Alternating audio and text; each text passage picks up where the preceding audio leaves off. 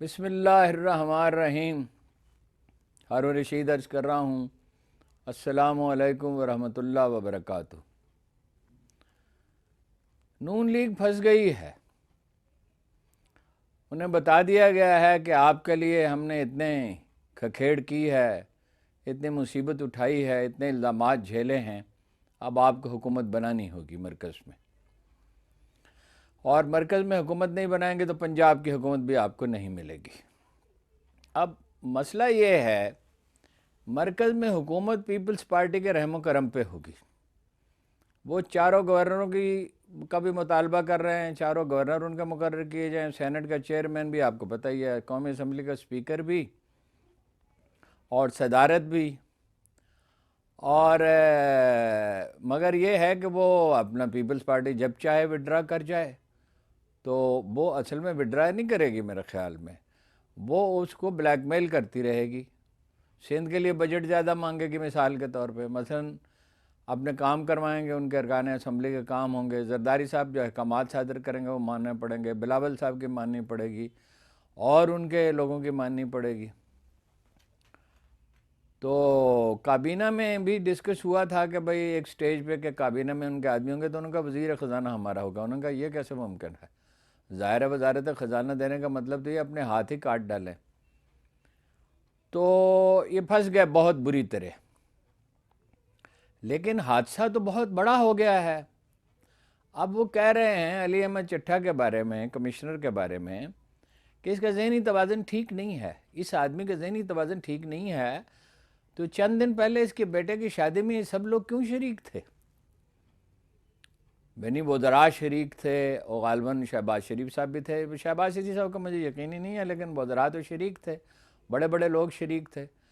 और जब इन्होंने हुकूमत बनाई है शहबाज शरीफ साहब ने, तो उसके 4 दिन बाद अली अहमद चट्ठा को कमिश्नर की ज़िम्मेदारी सौंपी गई। और ये चीफ़ मिनिस्टर के ऑफिस में भी काम करते रहे हैं, जिस ज़माने में हमज़ा और उनके वालिद गिरामी मिलकर हुकूमत चला रहे थे। तो उनका बैकग्राउंड जो है, उनके साथियों से पूछा है, वो कहते हैं बड़े मजबूत अफसर हैं और डिप्टी कमिश्नर रह चुके हैं, तहसीलदार भर्ती हुए थे, PCS अफसर हैं, तरक्की करते करते। ग़ुलाम इसा खां भी तहसीलदारी भरते हुए, तहसीलदार नहीं होता वैसे, नायब तहसीलदार भर्ती होता, फिर वो तहसीलदार बनता है। जैसे लेफ्टिनेंट जो है वो कैप्टन बनता है, कैप्टन से मेजर बनता है, और मेजर से कर्नल बनता है, कर्नल से लेफ्टिनेंट कर्नल बनता है, लेफ्टिनेंट कर्नल से ब्रिगेडियर बनता है, ब्रिगेडियर से मेजर जनरल बनता है। तो ये जो उम्र है जिसमें उन्होंने, फिर ये कि वो चंद दिन बाद इस्तीफ़ा देने वाले थे, रिटायर होने वाले थे। तो इस उम्र में तो आदमी, सरकारी अफसर जो करप्ट होते हैं, वो बैरून मुल्क सेटल होने की सोचते हैं, या रिटायरमेंट के बाद अपने आराम की ज़िंदगी गुजारते हैं। रीज़नेबल उनकी ज़मीन है और 2 उनके बेटे हैं, 3 भाई हैं जो अब तक मालूमात जमा हुई हैं। अब उनके मातहतों को आमादा किया जा रहा है, डिप्टी कमिश्नर वगैरह को, उनके ख़िलाफ़ प्रेस कॉन्फ्रेंस करें और उन्हें पागल करार दें। ये बताइए कि ओन चौधरी जो हैं, उन्होंने जब अपना इमरान खान के ख़िलाफ़ बयान दिया तो कहा कि इसका ज़मीर जाग उठा है, सदाकत अब्बासी का ज़मीर जाग उठा है, और जनाब जहांगीर तरीन का ज़मीर जाग उठा, अलीम खां का ज़मीर जाग उठा। और कितनी एक बड़ी तादाद है जिसका ज़मीर जाग उठता है और वो इमरान खान के ख़िलाफ़ बयान देता है। अब एक ऐसा आदमी जो अपने आप को ख़तरे में डाल रहा है, जिसे गिरफ़्तार कर लिया गया है, उसके बारे में कहते हैं पागल है। वो हर आदमी पागल है जो आदमी सच्चाई के लिए अपनी ज़िंदगी ख़तरे में डाल देता है। ये फिनोमेना क्या है, मैंने इस पर गौर किया है। ये क्या अंदाज़े फ़िक्र है कि एक आदमी जो है वो सोचता है मैं अपनी जान ले लूँ, शायद मेरे जुर्म की तलाफ़ी हो जाए। लेकिन गालबन उन्हें सोचा होगा कि भाई ये तो, इसकी तो शरीयत इजाज़त नहीं देती, अल्लाह इसकी इजाज़त नहीं देता, ये तो हराम मौत है और मैं इसका क्या जवाब दूँगा। तो उन्होंने सोचा कि भाई मैं इसकी अपनी, बेहतर है जेल में रहूं, तकलीफ़ उठाऊं, लेकिन ये तलाफ़ी करूं। देखिए, ये इस फिनोमेना को हम कह सकते हैं, ये जनाब हुर का फिनोमेना है। हुर तो खैर कोई दूसरा नहीं हो सकता, इसलिए कि वो तो ऐसे मौके पे उन्होंने फ़ैसला किया जनाब हुर ने कि लश्कर यजीद में थे, यानी इब्न ज़ियाद के लश्कर में थे, ये लश्कर यजीद ही था। تو انہیں خیال آیا کہیں کوئی روشنی کی کرن ان کے باطن میں تھی کہ میں کیا کر رہا ہوں، کس کے سامنے کھڑا ہوں، یہ آل رسول ہے، یہ امام حسین ہیں، یہ دنیا کے بہترین لوگ ہیں، یہ رسول اللہ صلی اللہ علیہ وسلم کے، انہیں ویسے کہا بھی ابن رسول ہی جاتا تھا، جناب حسن کو بھی جناب حسین کو بھی۔ امام تو بعد میں کہنا شروع کیا، بجا طور پہ کہنا شروع کیا، وہ اس کے مستحق تھے، اگر وہ امام نہیں تو پھر امام ہے کون؟ تو یہ ایک فینومینا ہے۔ بعض اوقات آدمی، ایک سی آئی اے کی بڑی انٹرسٹنگ رپورٹ تھی ضیاء الحق کے بارے میں، کہ بعض مسلمانوں کا معاملہ یہ ہے کہ جب وہ بوڑھے ہو جاتے ہیں تو وہ پاگل ہو جاتے ہیں۔ یہ آئی ایس آئی نے اس رپورٹ کا سراغ لگایا تھا، اور وہ پھر اپنا خدا کے سوا کسی سے نہیں ڈرتے۔ ایک آدمی ہے، اس کے ضمیر نے، اس نے سوچا، وہ کہا وہ کہتا ہے میرے افسر اس نے اپنے بیان ریکارڈ کرا دیا، میرے افسر رو رہے تھے، کہہ رہے تھے یہ آپ کیا کر رہے ہیں، 70,000 جن کی لیڈ ہے ان کو ہرا رہے ہیں اور دوسروں کو جتا رہے ہیں۔ اور بیان میں انہوں نے یہ بھی کہا ہے کہ ووٹ تو اب جو جعلی ڈال دیے گئے ہیں اور تھیلے بھر دیے گئے ہیں، اب ری کاؤنٹنگ کا بھی کوئی فائدہ نہیں ہے۔ یہ اندازہ یہ ہے، اور یہ میرا اندازہ نہیں ہے، دوسروں کا بھی اندازہ یہی ہے، تنہا میرا اندازہ نہیں ہے، کہ یہ بارش کا پہلا قطرہ ہے، یہ نظام چلنے والا تو نہیں۔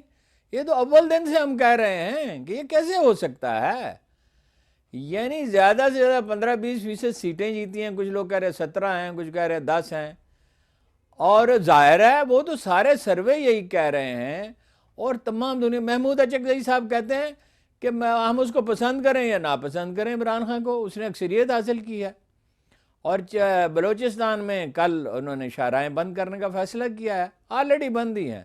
سندھ میں یہی صورتحال ہے، پختونخوا میں آپ کو پتہ ہے آج جو مظاہرے ہوئے ہیں، وہ بھی باوجود اتنی وحشت اور درندگی کا خوف تھا، اس کے باوجود اسلام آباد میں تو بڑا امپریسو ہوا، باقی میں زیادہ پتہ نہیں کر سکا، لیکن خلق خدا نالاں ہے۔ اور پھر یہ خوف بھی لگا ہوا ہے کہ شہباز شریف کی حکومت، وہ تو بیڑا غرق کر دے گا اس ملک کا، اور محترمہ مریم نواز، ان کا کوئی تجربہ نہیں ہے، ان کا تو صرف ایک اعزاز ہے کہ وہ نواز شریف صاحب کی دختر نیک اختر ہیں، اور وہ لکھی ہوئی چٹوں سے تقریر پڑھتی ہیں، تقریر وہ اچھی اس میں شبہ نہیں ہے کرتی ہیں، ماں بھی ایک حد تک اٹریکٹ کرتی ہیں۔ ایک جلسہ عمران خان جیسا وہ کر نہیں سکے نواز شریف صاحب۔ دیکھیے بہت سے فیکٹرز ہیں، مثلا 40 سال ہو گئے، اس میں بیچ میں ان کو کافی اقتدار ملا ہے، پنجاب میں تو 4 دفعہ ملا ہے، مرکز میں 3 دفعہ ملا ہے، تو لوگ اکتا بھی جاتے ہیں، یہ بھی ایک فیکٹر ہے۔ پھر کرپشن ایک بڑا واضح فیکٹر ہے، زرداری صاحب پہ بھی یہی الزام ہے، ان پہ یہی الزام ہے، اور اس کے شواہد ہیں، 3 برے اعظموں میں اس کے شواہد بکھرے ہوئے ہیں۔ مجھے خود جنرل باجوہ نے کہا تھا کہ نواز شریف خاندان کی 300 جائیدادیں ہیں، اب سوشل میڈیا پہ اس کی ڈیٹیل بھی ہے، اب وہ تو کوئی تحقیق کرے تو پتہ چلے، بات تو لوگ کہہ رہے ہیں 350 ہیں۔ اتنا روپیہ ان کے پاس کہاں سے؟ پاکستان میں تو ان کا کوئی بڑا کاروبار نہیں ہے، اور یہ تو سب جانتے ہیں کہ جو سڑکیں بنتی ہیں، موٹر ویز بنی ہیں اور بڑے بڑے پروجیکٹ بنے ہیں، تو اس میں کک بیکس تو یہ تنہا شریف خاندان تو نہیں، سندھ میں اس سے زیادہ ہے، بلوچستان میں اس سے زیادہ ہے، ہر کہیں کک بیکس کا نظام ہے۔ وہ گجر خان میں ایک گلی بننی تھی، تو وہ اس کا 5 لاکھ روپے کا ٹھیکہ ہو گیا، اینٹیں لگنی تھیں، تو وہ کینسل ہو گیا کسی وجہ سے۔ وہ محلے والے پروفیسر احمد رفیق اختر کے پاس گئے کہ جی وہ گلی تو وہ اس کا کچھ کریں، انہوں نے کہا چندہ جمع کر کے کر لیتے ہیں، بجائے اس کے کہ ہم سرکاری افسروں کی منت سماجت کرتے ہیں یا وزراء کے پاس جائیں یا صوبائی حکومت کے پاس جائیں، تو 1 لاکھ روپے میں بن گئی، 5 لاکھ کا ٹھیکہ تھا اس کا۔ تو اس ٹھیکیدار نے کہا کہ جب تک پروفیسر احمد رفیق اختر جیسے لوگ ہیں، ہم لوگ رزق حلال نہیں کما سکتے۔ 4 لاکھ روپے ایکسٹرا جو تھے، یہ رزق حلال تھا۔ جہاں کوئی اچھا سرکاری افسر جاتا ہے، مثلاً ایک اسسٹنٹ کمشنر تھے، وہ پسند نہیں کرتے، اب تو وہ سیکٹری ہیں گجر خان میں، وہ پسند نہیں کرتے ان کا نام لیا جائے، تو وہ جو سڑک بناتے تھے تو وہ سارا وقت وہاں موجود ہوتے تھے اور 100% پیسہ اس پہ خرچ کرتے تھے، اور ٹھیکیدار جائز منافع لیتا تھا۔ ایک آدھ واقعہ میں ٹھیکیدار نے گڑبڑ کی تو انہوں نے پکڑ کے اس کو گریبان سے پکڑا اور لے گئے، اور پولیس افسروں سے کہا کہ اس کی ٹھکائی کریں۔ ان کے والد نے سفارش کی، جو ریٹائرڈ لیفٹیننٹ جنرل تھے، انہوں نے کہا سوال ہی نہیں پیدا ہوتا۔ یہ ساری اینٹیں جو اس نے غلط لگائی ہیں، ٹائلیں ایک جگہ پہ، یہ دوبارہ لگائے گا تو پھر ٹھیک ہے، ورنہ تو میں معاف کرنے والا اس کو نہیں ہوں۔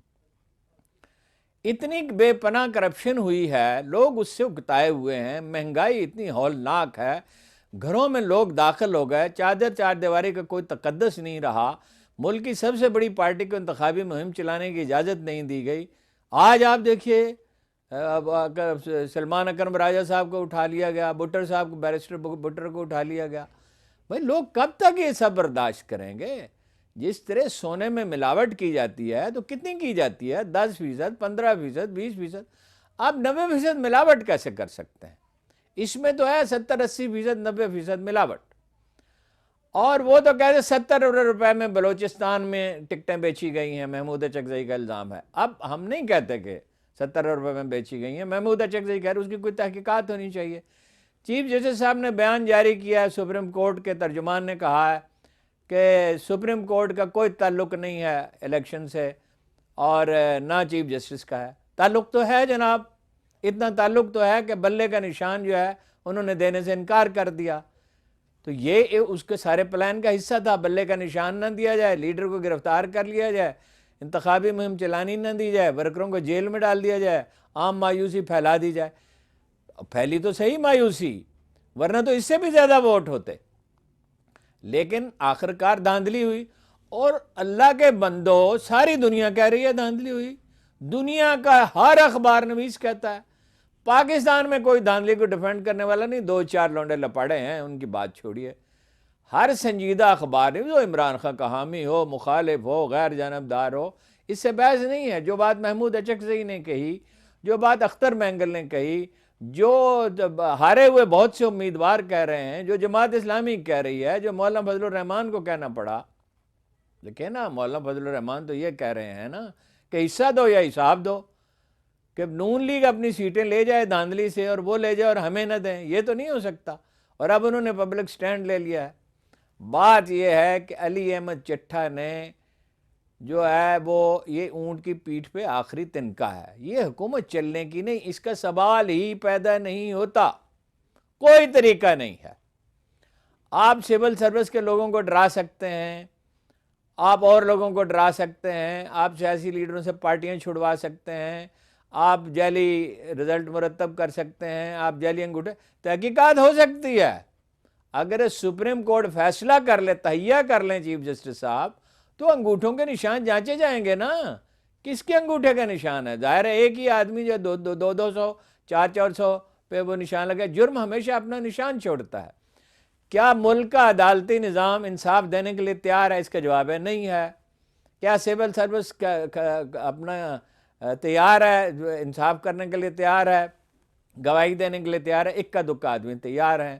جن کے پاس قوت اور اختیار ہے، انہوں نے فیصلہ کیا کہ ان کی سرپرستی کی جائے گی۔ مان لیجئے کہ عمران خان نے بہت بڑا جرم کیا تھا، ہم یہ بھی مان لیتے ہیں، حالانکہ وہ اس دن جیل میں تھے، کہ 9 مئی کا واقعہ ان کی وجہ سے ہوا۔ تو بھائی 9 مئی کے واقعے پہ مقدمہ چلائیں نا، اس میں 100 آدمی قصوروار ہوں، اس میں 1000 آدمی قصوروار ہوں، اس میں عمران خان صاحب قصوروار ہوں، عدالت سزا دے نا ان کو۔ مطلب یہ عدت کا کیس کہاں سے نکال لیا اور سائبر کا کیس کہاں سے نکال لیا؟ یہ نہیں چلنے کا۔ بات یہ ہے الیکشن اثر نو کرانے پڑیں گے۔ لوگ اس نظام زر و ظلم سے، اس کہنا گندے فرسودہ نظام سے اتنے تنگ آ چکے ہیں، جیسے کسی گلی میں پوری گلی کوڑے سے بھر دی جائے، لوگ کتنے دن برداشت کریں گے؟ پورا ملک گندگی سے بھرا ہوا ہے، کرپٹ لوگ ملک پر حکومت کرتے ہیں، وہ اپنی مرضی کے افسر رکھتے ہیں، اپنی مرضی کے ترقیاتی منصوبے بناتے ہیں۔ بھائی اورنج ٹرین کی ضرورت ہے یا نہیں؟ انہوں نے کہا فیصل آباد میں بھی بنائیں گے۔ یہ جنگلہ بسوں کی ضرورت ہے یا نہیں؟ وہ ووٹ لینے کے نقطہ نظر سے ٹیکس کلیکشن نہیں کرتے، ایف بی آر کی تشکیل نو نہیں کرتے، سول سروس میں میرٹ پہ تقرریاں نہیں کرتے، میرٹ پہ ترقیاں نہیں ہوتی ہیں۔ تو یہ تو صورتحال نہیں چل سکتی نا، کوئی طریقہ ہی نہیں ہے۔ اور جناب والا یورپی یونین نے آپ سے صاف صاف کہہ دیا کہ جی ایس ٹی یعنی اپنا سٹیٹس ختم کر دیں گے، پیسے آپ کو ملیں گے نہیں، اب آپ کو ایک جمہوری ملک کوئی تسلیم نہیں کرے گا، انویسٹمنٹ کوئی کرے گا نہیں، انویسٹمنٹ تو امریکہ نے پلان کر کے پاکستانی ٹیکسٹائل انڈسٹری کے لوگوں سے کہا اگر آپ چاہیں تو میں اس کے گواہ پیش کر دوں گا کہ آپ بنگلہ دیش میں انویسٹمنٹ کریں، کیونکہ بنگلہ دیش کی وہ سرپرستی کرنا چاہتے تھے۔ پھر کہا جی آپ فلاں جگہ انویسٹمنٹ کریں، اب ان سے کہا جا رہا ہے کہ آپ مصر میں جا کے، کیونکہ ان کی وہ مدد کرنا چاہتے ہیں۔ بھائی امریکہ یہاں فیصلے کرے گا، یہاں مطلب یہ ہے کہ ادارے اپنی حدود سے باہر نکلیں گے، اور جو چیف جسٹس صاحب اب ان سے مؤدبانہ عرضی کر سکتے ہیں، یا 50 سال پرانا مقدمہ اٹھا لیتے ہیں، یا فوج کے کاروبار کا مقدمہ، جس کی اس وقت یا حدیبیہ شوگر مل میں انہوں نے کہا کہ یہ ٹائم بار ہے، یہ پرانا ہو چکا ہے، اور بھٹو کا کیس جو ہے وہ نیا ہے، اور فوجی کاروبار جو ہے وہ بڑا سنگین مسئلہ ہے۔ بھائی اس وقت سنگین مسئلہ یہ ہے، ایک مستحکم حکومت چاہیے ملک کو، ایک مستحکم حکومت، بے یقینی کا خاتمہ چاہیے، جمہوری نظام چاہیے، جس کے لیے بار بار میں عرض کرتا ہوں کہ ساری پارٹیاں بیٹھیں، اسٹیبلشمنٹ انیشیٹو لے، امن ہو۔ عمران خان نے تو کہہ دیا ہے کہ جیسے فتح مکہ کے بعد یہ اس سے بہتر فریز ہو نہیں سکتی کسی مسلمان کے لیے، سب کو معاف کر دیا تھا، میں بھی معاف کرنے کے لیے تیار ہوں۔ اس کا مطلب معاف کرنے کا یہ مطلب نہیں ہے کہ جس نے جو لوٹ مار کی ہے وہ کر لے، وہ تو ظاہر ہے کہ حساب کتاب تو ہوگا، لیکن جیسے میں نے پہلے بھی لاگ میں کہا کہ لاکھوں آدمیوں کو سزا نہیں دی جاتی، چند ایک کو تو دینی ہوگی۔ ٹیکس لینا ہے، سول سروس کو ٹھیک کرنا ہے، پولیس کو ٹھیک کرنا ہے جو گنڈوں کے ایک لشکر میں ڈھل چکی ہے، زراعت کو جدید کرنا ہے، صنعت کاری کرنی ہے، آئی ٹی کو فروغ دینا ہے، تعلیم کو عام کرنا ہے، ہسپتالوں کو ٹھیک کرنا ہے، تو اس کے لیے ایک مستحکم حکومت چاہیے۔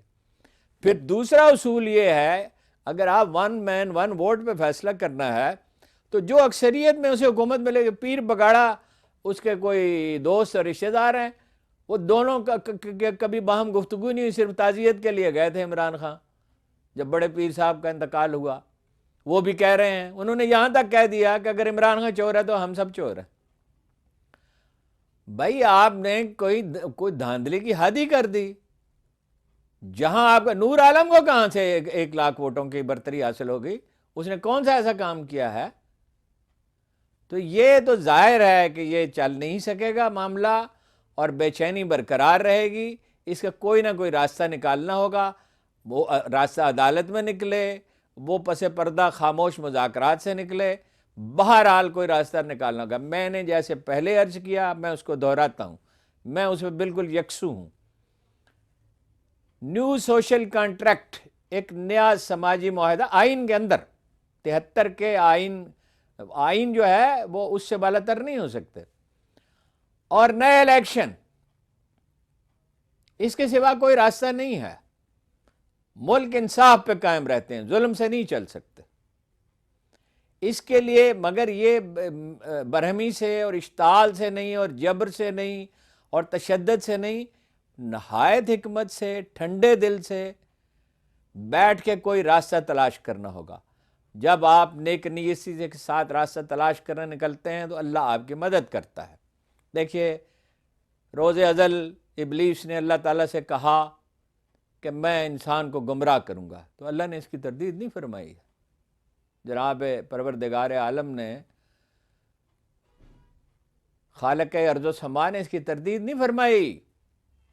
آپ فرمایا لیکن میرے مخلص بندے گمراہ نہیں ہوں گے، غلطیاں سب سے ہو جاتی ہیں، بلنڈر بھی ہو جاتے ہیں، بہت تباہی آتی ہے، اجڑے ہوئے ملک بس جایا کرتے ہیں، ترقی کرتے ہیں۔ جاپان تباہ ہو گیا تھا، انفیکٹ برطانیہ بھی تباہ ہو گیا تھا، کوریا بھی تباہ ہو گیا تھا، کتنے ملک ہیں جو دوسری عالمگیر جنگ میں برباد ہو گئے تھے۔ لیکن اگر آپ سنجیدہ ہیں، اگر آپ سنسیئر ہیں تو راستہ نکل آئے گا۔ اور اگر یہی لڑائی بڑھائی جاری رکھنی ہے تو جیسے میں نے پہلے عرض کیا تھا، بدامنی بھی بڑھے گی، کرائم بھی بڑھیں گے، بے یقینی بھی بڑھے گی، سرمایہ کاری نہیں ہوگی، اور مہنگائی بڑھتی چلی جائے گی۔ ہم تو جناب گزارش ہی کر سکتے ہیں، مانے نہ مانے آپ کی مرضی، ہم نیک و بد حضور کو سمجھائے دیتے ہیں۔ وہ پنجابی میں کہتے ہیں اگے تیرے پاگ لچھیے۔ اگر لوگوں نے خراب ہونا ہے اور مطلب کشیدگی پیدا کرنی ہے اور یہ سمجھتے ہیں کہ تشدد سے مسئلہ حل کر لیں، تو وہ مغالطے میں ہے، یہ نہیں ہو سکتا۔ اللہ کا اور اللہ کے رسول کا راستہ جو ہے قرآن مجید کہتا ہے، اگرچہ وہ خواتین آئلی زندگی کے باب میں ہے، لیکن وہ جنرل اصول بھی ہے کہ بھلائی صلح میں ہوتی ہے، الصلح خیر، صلح کریں، لڑائی جھگڑا چھوڑیں۔ عمران خان صاحب سے بھی یہی التماس ہے، پی ٹی آئی کے لوگوں سے وہ زخم خوردہ ہیں، ان سے بھی یہی التماس ہے، پیر پگاڑا زخم خوردہ ہیں، بلوچستان زخم خوردہ ہے، کراچی میں سب سے زیادہ ظلم ہوا ہے، ہم کو کہاں سے 16 سیٹیں آپ نے دے دیں؟ بھائی چیزوں کو مذاق تو نہ بنائیں۔ جو میں نے پہلے عرض کیا، بھائی سونے میں 5-10% ملاوٹ تو کوئی برداشت کر لے گا، 90% کون کرتا ہے؟ بھائی یہ جناب گزارشات ہیں، اگر آپ غور فرمائیں تو آپ کی مرضی، اور اگر آپ سمجھتے ہیں کہ تشدد سے نتیجہ حاصل ہو سکتا ہے تو آج نہیں تو کل، کل نہیں تو پرسوں آپ کو پتہ چل جائے گا نہیں ہو سکتا۔